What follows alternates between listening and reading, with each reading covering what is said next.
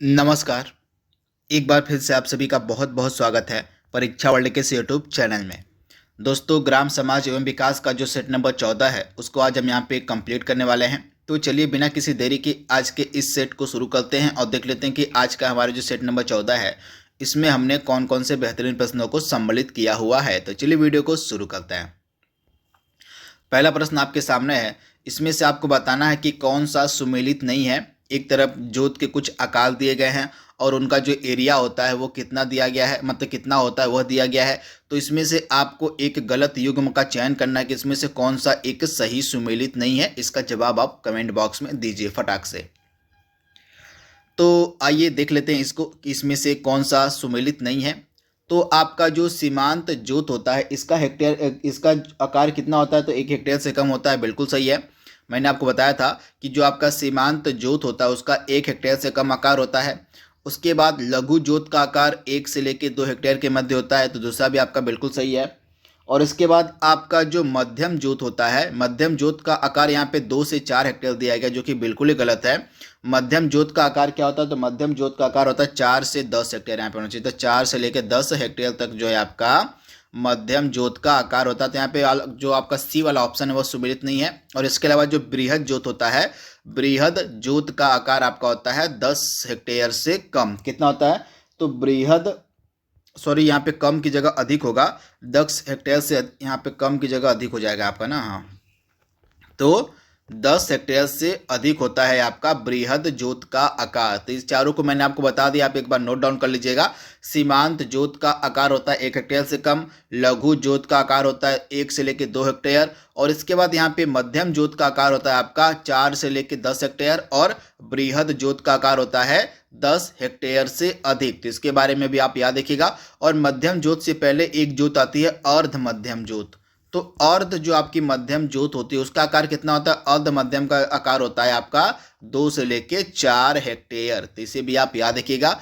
जो भी जोत के आकार भारत में पाए जाते हैं उनका जो एरिया होता है वो मैंने आपको बता दिया है। एक बार इसको आप देख लीजिएगा। बहुत ही ज़्यादा यह महत्वपूर्ण प्रश्न आपके एग्जाम के लिए है। और दूसरा प्रश्न आपके सामने है। 2019-20 में कुल फल उत्पादन 1000 मीट्रिक टन में जो है उत्तर प्रदेश का क्या स्थान था, आपसे पूछा जा रहा है कि 2019-20 में फल उत्पादन में उत्तर प्रदेश का स्थान यहाँ पे पूछा गया है। क्या था, फटाक से इस प्रश्न का आप जवाब दीजिए। तो उत्तर प्रदेश का क्या स्थान था, तो इसका राइट आंसर हो जाएगा तीसरा।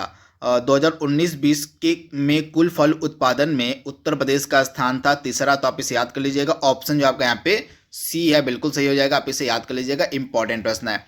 अगला महत्वपूर्ण प्रश्न आपके सामने है। वित्तीय वर्ष 2021-22 के लिए प्रधानमंत्री किसान सम्मान निधि योजना हेतु कितने रुपए आवंटित किए गए थे, आपसे पूछा जा रहा है। तो बहुत ही ज़्यादा यह महत्वपूर्ण प्रश्न आपके एग्जाम के लिए है। तो यहाँ पे वित्तीय वर्ष 2021-22 की बात हो रही है। तो जो प्रधानमंत्री किसान सम्मान निधि योजना शुरू की गई है इसके लिए कुल कितने राशि का आवंटन किया गया था, तो 2021-22 वित्तीय वर्ष के लिए प्रधानमंत्री किसान सम्मान निधि योजना के लिए टोटल 65,000 जो है 65,000 करोड़ यहाँ पे होगा ना। हाँ, तो 65,000 करोड़ रुपए राशि का आवंटन किया गया था। तो ऑप्शन आपका यहाँ पे सी जो है बिल्कुल सही जवाब हो जाएगा। आप इसे नोट डाउन कर लीजिएगा। ऑप्शन सी आपका यहाँ पे बिल्कुल सही हो जाएगा। अगला प्रश्न योजना का है जो कि काफी इंपॉर्टेंट है। सौभाग्य योजना, जिसको हम प्रधानमंत्री सहज हर घर बिजली योजना के नाम से भी जानते हैं, इस योजना के संदर्भ में कुछ कथन दिए गए हैं। तो इसमें से बताना है कि कौन सा कथन सत्य है, कौन सा कथन सही है, उसका आपको सही चयन करना है। तो जल्दी से इसका जवाब दीजिए आप। तो आइए इस प्रश्न को सॉल्व कर लेते हैं और देख लेते हैं कि इसमें से कौन सा कथन सौभाग्य योजना के संदर्भ में सही दिया गया है। तो पहला कथन दिया गया है, इस योजना के अंतर्गत 3 करोड़ गैर विद्युत घरों के विद्युतीकरण का लक्ष्य रखा गया है। तो पहला कथन आपका बिल्कुल ही सही है, यानी कि पहला कथन आपका सही हो जाएगा। और दूसरा कथन क्या दिया गया है, इस योजना का शुभारंभ अटल बिहारी वाजपेयी की जयंती के अवसर पर किया गया था। बिल्कुल ही यह गलत जवाब है। इसका जो है शुभारंभ अटल बिहारी वाजपेयी की जयंती के अवसर पर नहीं किया गया था, क्योंकि अटल बिहारी वाजपेयी की जयंती कब होती है, इनकी जयंती होती है 25 दिसंबर को, परंतु आपकी जो सौभाग्य योजना थी 25 सितंबर को शुरू की गई थी 2017 में। तो इस प्रकार से सेकेंड वाला ऑप्शन आपका गलत हो जाएगा। सौभाग्य योजना जो है आपकी 25 सितंबर 2017 को शुरू की गई थी, तो आप इसे याद कर लीजिएगा। आपका जो सेकेंड वाला ऑप्शन बी है यहाँ पे गलत हो जाएगा, क्योंकि अटल बिहारी वाजपेयी की जो जयंती होती है वो 25 दिसंबर को भारत में मनाई जाती है। तो इस प्रकार से इसमें केवल ए आपका बिल्कुल सही हो जाएगा, आप इसे याद कर लीजिएगा। यह आपकी योजना है सौभाग्य योजना, इसका पूरा नाम होता है प्रधानमंत्री सहज बिजली हर घर योजना। इसको 25 सितंबर 2017 को शुरू किया गया था, और इसका जो ऑप्शन ए वाला है सही दिया गया है। अगला प्रश्न आपके सामने है यहाँ पे, राज्य कृषि उत्पादन मंडी की यहाँ पे बात हो रही है, इसकी स्थापना किस वर्ष में की गई थी, आपको बताना है। राज्य उत्पादन कृषि मंडी की स्थापना किस वर्ष में की गई थी, इसका जवाब दीजिए आप। तो इसका राइट आंसर क्या हो जाएगा, वर्ष 1973 में। आप ध्यान से याद कर लीजिएगा, राज्य कृषि उत्पादन मंडी परिषद की जो स्थापना थी वर्ष 1973 में की गई थी। राइट आंसर हो जाएगा ऑप्शन सी, एकदम सही जवाब इसका है। अगला प्रश्न है, ग्रामीण खाद्य बैंक योजना पूर्वांचल के 6 जिलों में किस वर्ष प्रारंभ की गई। इंपॉर्टेंट प्रश्न। तो आपकी जो ग्रामीण खाद्य योजना थी यह पूर्वांचल के 6 जिलों में मतलब कब प्रारंभ की गई थी, तो वर्ष 2007 में। तो आप इसे ध्यान से याद कर लीजिएगा, वर्ष 2007 में इसको प्रारंभ किया गया था। बहुत ही ज़्यादा यह महत्वपूर्ण प्रश्न है। ऑप्शन आपका यहाँ पे जो बी है बिल्कुल सही हो जाएगा। तथा ये 6 जिले कौन कौन से थे पूर्वांचल के, जहाँ पर आपका यह ग्रामीण खाद्य बैंक योजना 2007 में शुरू की गई थी। तो आपका हो गया मऊ, हो गया बलिया, हो गया गाजीपुर, चंदौली, मिर्ज़ापुर और सोनभद्र। ये 6 जिले थे जहाँ पर इसको स्टार्टिंग में शुरू किया गया था। तो ऑप्शन आपका बी इसका बिल्कुल सही हो जाएगा 2007 में। अगला महत्वपूर्ण प्रश्न आपके सामने है, भारत निर्माण योजना के घटकों का मतलब भारत निर्माण योजना के प्रमुख घटक कौन कौन से आपसे पूछा जा रहा है। तो आपकी जो भारत निर्माण योजना शुरू की गई थी इसके प्रमुख घटकों में कौन कौन सम्मिलित है। तो पंचायती राज का विकास, बिजली यहाँ पे हो जाएगा, बिजली हो जाएगा, आवास हो जाएगा, दूरसंचार, यानी कि ये सभी जो है भारत निर्माण योजना के घटकों के प्रमुख हैं। तो ऑप्शन आपका डी यहाँ पे बिल्कुल सही हो जाएगा। तथा आपकी जो भारत निर्माण योजना थी इसकी शुरुआत हुई थी 2005 में। इसे भी आप याद रखिए 2005 में इसकी शुरुआत हुई थी भारत निर्माण योजना की। अगला प्रश्न आपके सामने है, राष्ट्रीय प्रदर्शन योजना का संबंध ग्रामीण विकास के किस क्षेत्र से आपसे पूछा जा रहा है। तो आपकी जो राष्ट्रीय प्रदर्शन योजना थी यह 1965 में शुरू की गई थी। कब, तो 1965 में शुरू की गई थी आपकी राष्ट्रीय प्रदर्शन योजना। और इसका जो संबंध है ग्रामीण विकास के किस क्षेत्र से है, तो पेयजल से संबंधित थी आपकी राष्ट्रीय प्रदर्शन योजना। ऑप्शन आपका यहाँ पे जो बी है बिल्कुल सही हो जाएगा, ग्रामीण पेयजल। तो ऑप्शन आप बी याद कर लीजिएगा। बहुत ही ज़्यादा यह महत्वपूर्ण प्रश्न आपके एग्जाम के लिए है। इसके बाद जो अगला इंपॉर्टेंट प्रश्न आपके स्क्रीन पर है वह क्या है, देख लेते हैं यहाँ पे। वर्ष 1903 में आपको पता होगा आदर्श ग्राम योजना शुरू की गई थी सर डेनियल हैमिल्टन के द्वारा। तो आपको बताना है कि इसकी जो शुरुआत थी सर डेनियल हैमिल्टन ने कहाँ से की थी, आपसे पूछा जा रहा है। बहुत ही ज़्यादा यह महत्वपूर्ण प्रश्न है, डायरेक्टली आपके एग्जाम में पूछा जा सकता है। तो आदर्श ग्राम योजना की जो शुरुआत थी यह कहाँ से की गई थी, बहुत ही ज़्यादा यह महत्वपूर्ण प्रश्न है।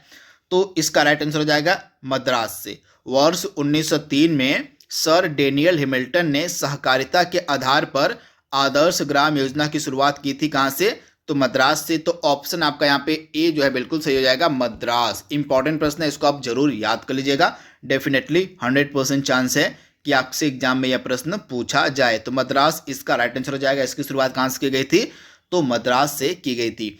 अगला महत्वपूर्ण प्रश्न आपके स्क्रीन पर है, 1994 के संशोधन के द्वारा ग्राम प्रधान पद की न्यूनतम जो आयु थी वह घटाकर कितनी कर दी गई थी। तो ग्राम प्रधान पद की जो न्यूनतम आयु थी वह घटाकर कर दी गई थी 30 वर्ष से 21 वर्ष। ऑप्शन आपका यहाँ पे जो ए है बिल्कुल सही हो जाएगा, 30 वर्ष से घटाकर 21 वर्ष कर दी गई थी ग्राम प्रधान पद की न्यूनतम आयु। तो ऑप्शन आपका ए यहाँ पे बिल्कुल सही है। अगला प्रश्न आपकी स्क्रीन पर है, ग्रामीण समुदाय के लिए गरीबी रेखा का आधार निर्धारित किया गया है कितने रुपए प्रतिदिन की आय पर, आपसे पूछा जा रहा है। बहुत ही ज़्यादा यह महत्वपूर्ण प्रश्न है, डेफिनेटली आपसे एग्जाम में यह पूछा जा सकता है। तो ग्रामीण समुदाय के लिए गरीबी रेखा का जो आधार है कितना निर्धारित किया गया है, तो आप ध्यान से याद कर लीजिएगा, ₹27 प्रतिदिन की आय पर निर्धारित किया गया है। तो आप इसे याद कर लीजिएगा, ऑप्शन आपका ए यहाँ पे बिल्कुल सही है, ₹27 प्रतिदिन की आय पर। इंपॉर्टेंट है, आप इसे नोट डाउन कर लीजिएगा।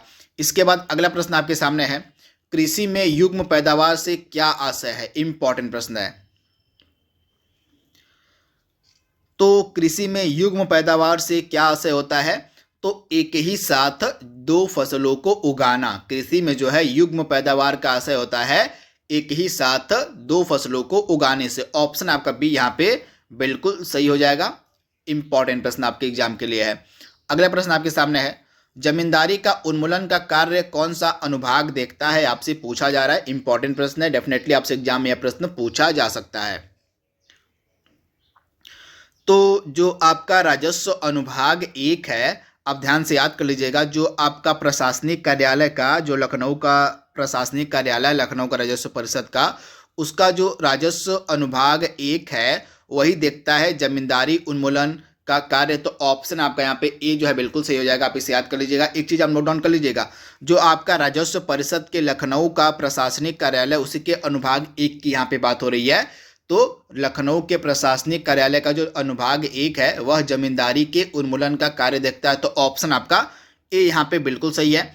जमींदारी के उन्मूलन के अलावा राजस्व अनुभाग 1 का और क्या कार्य है? जैसे दूसरा कार्य इसका होता है राजस्व ग्रामों का सृजन तथा भूमि व्यवस्था लागू करना। ये सभी कार्य भी आपके राजस्व अनुभाग 1 के द्वारा ही संपादित किए जाते हैं, जो आपका लखनऊ में स्थित है।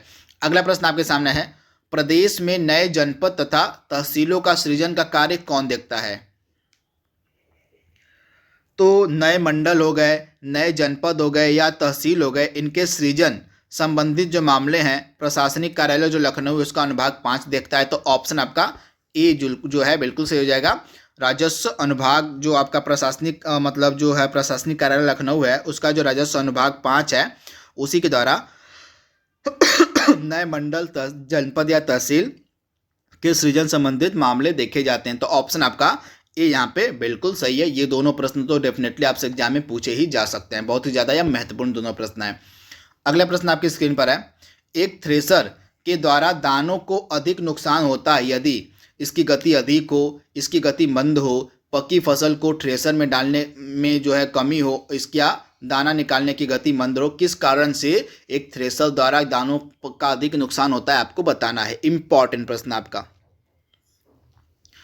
तो इसका राइट आंसर क्या हो जाएगा? एक थ्रेसर के द्वारा दानों को अधिक नुकसान कब होता है? यदि जब इसकी गति जो है बहुत ज़्यादा अधिक हो, इसकी गति अधिक हो, उस स्थिति में जो दाने होते हैं उनका अधिक नुकसान देखने को मिलता है। तो ऑप्शन आपका ए यहाँ पे बिल्कुल सही हो जाएगा।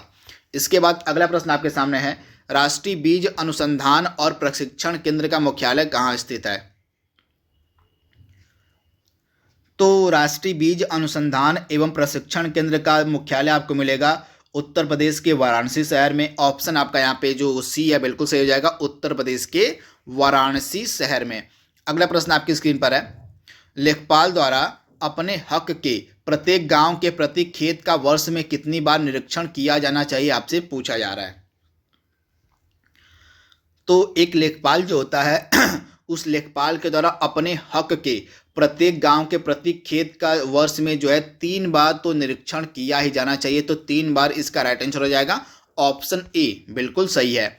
और कृषक समाज की सामाजिक आर्थिक संरचना के संबंध में इसमें से कौन सा सही आपसे पूछा जा रहा है? जल्दी से इसका जवाब दीजिए आप। तो कृषक समाज की सामाजिक आर्थिक संरचना के संबंध में सादगीपूर्ण जीवन, यह बिल्कुल सही है। एकता की भावना बिल्कुल सही है। परिवार की भूमिका बिल्कुल सही है। यानी कि जो कृषक समाज का सामाजिक आर्थिक संरचना होता है उसके संबंध में ये जो तीनों चीज़ें यहाँ पे दी गई हैं, जैसे सादगीपूर्ण जीवन देखने को मिलता है, एकता की भावना देखने को मिलती है, परिवार की भूमिका अहम होती है। तो ये तीनों चीज़ें जो हैं संबंधित है कृषक समाज से। तो आप इसे याद कर लीजिएगा। ऑप्शन आपका डी यहाँ पे बिल्कुल सही हो जाएगा। अगला प्रश्न आपके सामने है, अवलोकन। यहाँ पे अवलोकन है। अवलोकन को वैज्ञानिक विधि में कौन सी विधि कहा जाता है, आपसे पूछा जा रहा है। तो अवलोकन को वैज्ञानिक विधि में कौन सी विधि कहा जाता है? तो इसको हम शास्त्रीय विधि के नाम से भी जानते हैं। तो ऑप्शन आपका ए यहाँ पे बिल्कुल सही हो जाएगा, शास्त्रीय विधि। तो इसे आप ध्यान से याद कर लीजिएगा। ऑप्शन ए आपका बिल्कुल सही है। भारत नेट योजना के प्रथम चरण के तहत कितने ग्राम पंचायतों को ब्रॉडबैंड से जोड़ा गया, आपसे पूछा जा रहा है। तो आप ध्यान से याद कर लीजिएगा, भारत नेट परियोजना के तहत दिसंबर 2017 तक, यहाँ इसका जो पहला चरण था, यहाँ पे प्रथम चरण की बात हो रही है, तो इसका जो पहला चरण था 2017 में पूरा कर लिया गया था। और इसके फर्स्ट फेज में, इसके प्रथम चरण में दिसंबर 2017 तक जो है आपका 1 लाख ग्राम पंचायतों को ब्रॉडबैंड से जोड़ दिया गया था। तो इसे भी आप याद रखिएगा। और इसका जो सेकेंड फेज था, उस सेकेंड फेज में 1.5 लाख और ग्राम पंचायतों को जोड़ने का लक्ष्य रखा गया था। तो इसे भी आप याद कर लीजिएगा, बहुत ही ज़्यादा यह महत्वपूर्ण प्रश्न है। इसके सेकेंड फेज में 1.5 लाख गाँव को जोड़ने का लक्ष्य रखा गया था। तो आप इसे याद कर लीजिएगा, बहुत ही ज़्यादा यह महत्वपूर्ण प्रश्न आपके एग्जाम के लिए है। तो यहाँ पे प्रथम चरण की बात हो रही, तो प्रथम चरण में दिसंबर 2021 तक जो है आपका 1 लाख ग्राम पंचायतों को जोड़ दिया गया था। इसका प्रथम चरण आपका दिसंबर 2017 में कंप्लीट करवा दिया गया था। और इसके सेकेंड फेज में 1.5 लाख गाँव को जोड़ने का और लक्ष्य रखा गया था। अगला प्रश्न आपके सामने है, राजस्व परिषद के यहाँ पे कार्य पूछे गए हैं, क्या क्या होते हैं। तो भू लेखों का रखरखाव करना, यह पहला कार्य है। कृषि भूमि से संबंधित आंकड़ों को एकत्रित करना, यह दूसरा कार्य है। इसके अलावा भूमि संरक्षण, भूमिहीन को भूमि पहुंचाना, ये इसका तीसरा कार्य है। तो ये सभी जो कार्य आपके सामने दिए गए हैं राजस्व परिषद से रिलेटेड, ये तीनों कार्य आपके राजस्व परिषद से ही संबंधित हैं। तो इनको आप नोट डाउन कर लीजिएगा। ऑप्शन आपका यहाँ पे जो डी है बिल्कुल सही हो जाएगा। इंपॉर्टेंट प्रश्न आपके एग्जाम के लिए है। निम्नलिखित में से किस अधिनियम के द्वारा स्थानीय स्वशासन को पूर्णतः राज्य का विषय बना दिया गया था। बहुत ही ज्यादा महत्वपूर्ण प्रश्न आपका है। तो 1935 का जो आपका अधिनियम था, आप ध्यान से याद कर लीजिएगा 1935 का, ऑप्शन बी, 1935 का जो आपका अधिनियम था, उसी के तहत स्थानीय स्वशासन को जो है आपका पूर्णतः राज्य का विषय बना दिया गया था। तो ऑप्शन आपका बी यहाँ पे बिल्कुल सही हो जाएगा, 1935 का अधिनियम। अगला प्रश्न आपके सामने है, ग्रामोद्धार यहाँ पे होगा, ग्रामोद्धार समिति का गठन कब किया गया था। इंपॉर्टेंट प्रश्न है। तो ग्रामोद्धार समिति का गठन कब किया गया था, तो आप ध्यान से याद कर लीजिएगा 1957 में। 1957 में आपको पता होगा एक पंचायती राज के लिए समिति का गठन किया गया। तो जो पहली समिति जिसका नाम था बलवंत राय मेहता समिति, तो इसी बलवंत राय मेहता समिति को भी हम ग्रामोद्धार समिति के नाम से भी जानते हैं। तो आप इसे याद कर लीजिएगा। ऑप्शन आपका ए यहाँ पे बिल्कुल सही है, 1957। इंपॉर्टेंट प्रश्न है, डेफिनेटली आपसे एग्जाम में पूछा जा सकता है। जो 1957 में बलवंत राय मेहता की अध्यक्षता में ग्रामोद्धार समिति का गठन किया गया था, उसे ही हम बलवंत राय मेहता समिति के नाम से जानते हैं। तो मेनली सबके जबान पर बलवंत राय मेहता समिति होता है, परंतु इसका अन्य नाम भी था जिसको हम ग्रामोद्धार समिति भी कहते हैं। तो इसे आप ध्यान से याद कर लीजिएगा, डेफिनेटली आपसे एग्जाम में यह प्रश्न पूछा जा सकता है। अगला प्रश्न आपके सामने, भारत में पंचायती राज व्यवस्था की औपचारिक शुरुआत किस वर्ष की गई थी। तो भारत में पंचायती राज व्यवस्था की जो औपचारिक शुरुआत थी, यह किस वर्ष की गई थी। इंपॉर्टेंट प्रश्न है, डेफिनेटली आपसे एग्जाम में पूछा जा सकता है। तो 2 अक्टूबर 1959 को, इंपॉर्टेंट है, नोट डाउन कर लीजिएगा आप। 2 अक्टूबर 1959 को भारत में पहली बार औपचारिक रूप से पंचायती राज व्यवस्था की शुरुआत की गई थी। उस समय हमारे तत्कालीन प्रधानमंत्री थे पंडित जवाहरलाल नेहरू। तो आप इसे याद कर लीजिएगा। तथा कहाँ से शुरू की गई, तो राजस्थान के नागौर जिले से। कहाँ से, तो राजस्थान के नागौर डिस्ट्रिक्ट से। आज के सेट का लास्ट प्रश्न आपके सामने है, भारत का पहला डिजिटल ग्राम अकोदरा किस राज्य में स्थित है, आपसे पूछा जा रहा है। तो भारत का पहला डिजिटल ग्राम जो था अकोदरा, यह किस राज्य में स्थित है, तो ये आपको मिलेगा गुजरात राज्य में। ऑप्शन आपका ए यहाँ पे बिल्कुल सही है, गुजरात। तो दोस्तों इस तरह से आज का हमारा जो सेट नंबर 14 था ग्रामीण परिवेश का, उसको हमने कंप्लीट कर लिया है। आई होप यह सीरीज आपको जरूर पसंद आएगी। तो आज के लिए बस इतना ही। Thank you, thanks for watching, thank you.